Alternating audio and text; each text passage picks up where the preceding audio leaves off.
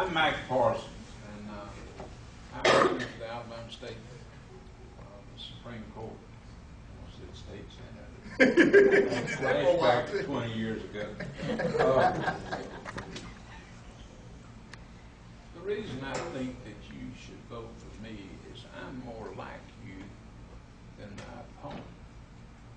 See, I went to Jacksonville State College, it's a university now, and we went to football games, basketball games, baseball games, and that was the way we had fun.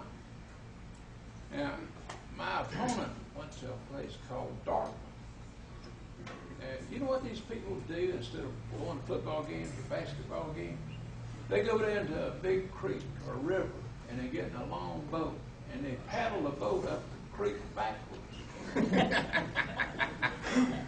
And they're so slow about learning how to do it, they have to put a man up in the front of the boat with a megaphone saying, row, row, row, because apparently they can't remember. Or they get it out of sequence and go in circles. But now, which one are you more like? Football, baseball, basketball, or rowing a boat backwards up a creek?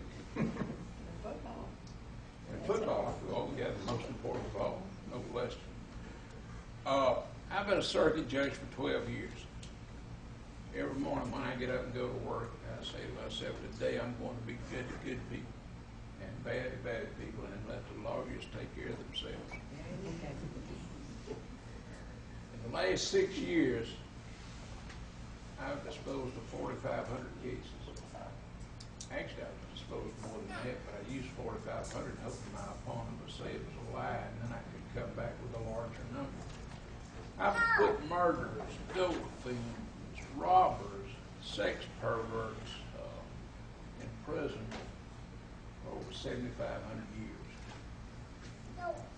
But in addition to that, I was the second judge in the state to start a mental health court, where we recognize that some people have mental problems and get into trouble. We don't let anybody in that's hurt somebody or committed a violent crime. This is only for people that have gone out and shoplifted something or something like that. And the real story is that they've had psychiatric problems earlier in life. They quit taking the medicine they're supposed to, or maybe started taking the medicine that they weren't supposed to, and as a result of it, they go out, steal something, and get caught.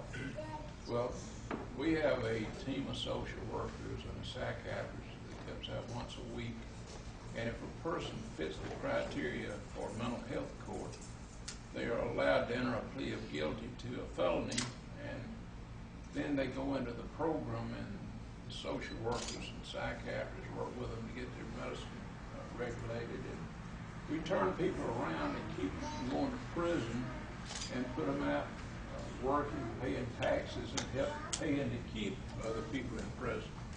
So when I say I'm good to good people and bad to bad people, I do both. Unfortunately, I deal with a lot more bad people than I do good people. As a matter of fact, Monday I started a quadruple murder case, and the week before last I tried another quadruple murder case, so that's 8 murder cases in 3 weeks.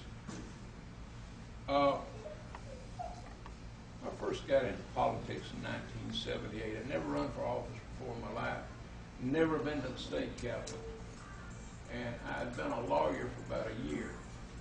Went to night law school, grew up poor. First one in my family to go to college. And I went to night law school, become a lawyer, and started telling people I was going to run for the state senate. And they started telling me that I wasn't going to win. I didn't need to make the people mad in politics and all that stuff. Well, I ran, and I got in a runoff against the incumbent, and I spent a total of $2,600.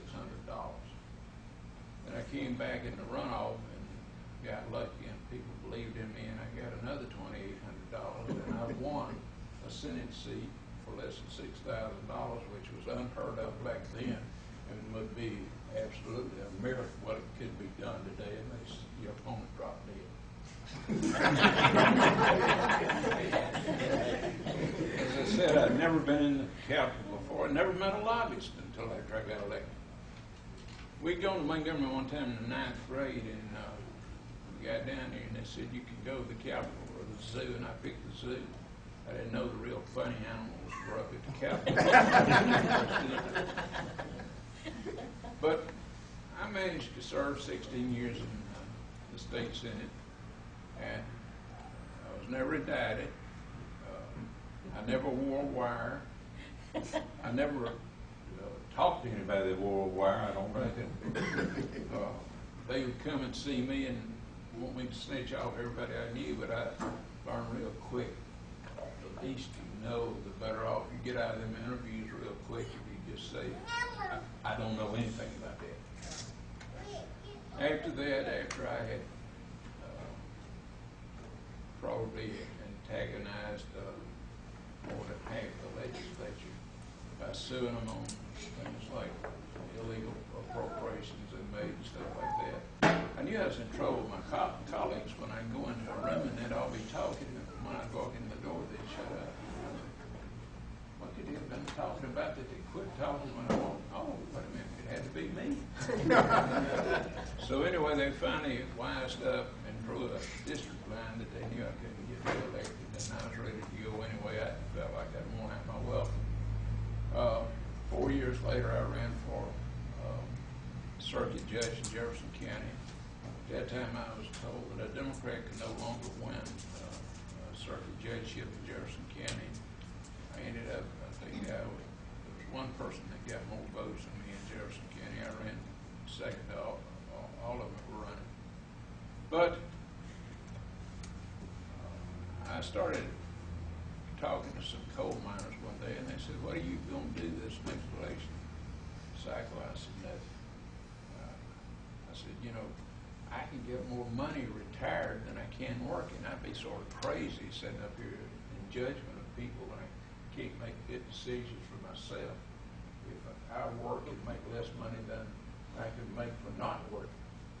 So they said, "Well, you've been too good to us. We like you. We want you to stay there. If you'll run, we'll do everything in our ability to help you get elected. Because you've always been our friend and been even-handed with us." So I started telling people I was going to run for the Supreme Court, and like I hadn't heard it enough in my life. People said, "You can't get elected." And there's still people that believe that today, but I'll tell you some people that don't believe it. Tom Woodall, Justice on the Supreme Court, don't believe it because he gave me $5,000. And by the way, he's a Republican. Yeah, I read that. And Champ Lyons don't believe it because he gave me $1,000, and he's a Republican. And Ann Bedsoe, I don't know if any of y'all remember her. She was a real champion for women's rights in the state Senate when I was there. Ran into her at Mobile a week or two ago, and she gave me $1,000 and told me that she'd take my cards in her purse everywhere she went. So, I don't have a lot of TV ads going for me. I won't have a lot of TV ads going for me when this is over with. If it took $1 million for me to get elected to the Supreme Court, I don't want the job. I've been there. I know what money brings. I know that when you take money to run ads and do everything you got to do to get elected, if you're spending that kind of money, then when you get there, you can't do anything you want. You have to constantly be talking to or avoiding the people that gave you the money. If I can get enough money to put on one major TV ad in this state, I promise you I'll get elected. The reason I get elected is because the only thing I have to do is to give some daylight to my opponent's record on the court. He went an entire year, one time during his career, that he didn't write a single opinion at all. He is the least productive person on the court because of his dedication to work. the other judges have had to come together and take staff away from him and reassign cases to dispose of cases. He's had one case for 4 years. Nobody knows for sure where it went. It might have fell down behind a cabinet.